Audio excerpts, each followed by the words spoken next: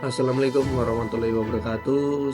Salam Om Swastiastu, nama budaya, salam kebajikan untuk kita semua. Rahayu, rahayu, rahayu. Selamat pagi rekan-rekan Praksi Surabaya. Balik di studio bersama saya Hengki yang akan menemani teman-teman untuk flash news gold dan silver di tanggal 19 Maret 2000. Kurs dolar pagi ini ada di Rp16.420 dengan emas ditutup di 3034 atau sekitar Rp1.600.000. Harga emas naik 1% dan mencapai rekor tertinggi pada Selasa, tetap di atas 3.000 per troy ounce, didorong oleh ketegangan Timur Tengah dan ketidakpastian perdagangan akibat rencana tarif Presiden Trump yang meningkatkan permintaan aset safe haven.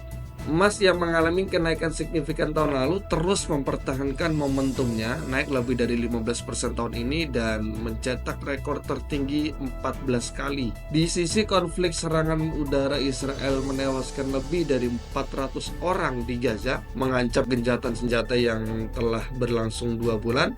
Emas yang secara tradisional dianggap sebagai aset safe haven terus menguat di tengah ketidakstabilan ekonomi dan geopolitik, dengan para pedagang memperkirakan Federal Reserve akan mempertahankan suku bunga pada Rabu, sementara peluang penurunan suku bunga pada Juni mencapai hampir 66% dari CME Group. Emas ditutup di angka 3034, outlook fundamental cenderung naik dengan technical konsolidasi bias bullish. Indikator stokastik menunjukkan angka 98 menandakan area overbought. Saran perdagangan pagi hari ini untuk teman-teman rekan-rekan bisa ambil posisi buy jika harga bergerak ke area 3031, sell jika harga bergerak ke area 3037. Ekonomi kalender hari ini kita ke Jepang. Bakal ada pidato dari Ketua Bank of Japan dengan kebijakan moneternya.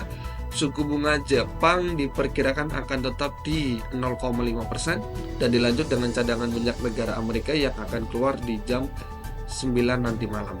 Oke, sekarang kita lanjut ke silver. Silver ditutup di 3398 atau setara mendekati dengan Rp17.950 per gramnya. Pasar perak menghadapi tekanan karena meningkatnya kekhawatiran perang dagang. Lonjakan suku bunga sewa untuk logam mulia menambah kecemasan pasar seiring kekhawatiran dampak tarif baru dari Presiden Amerika Serikat Donald Trump.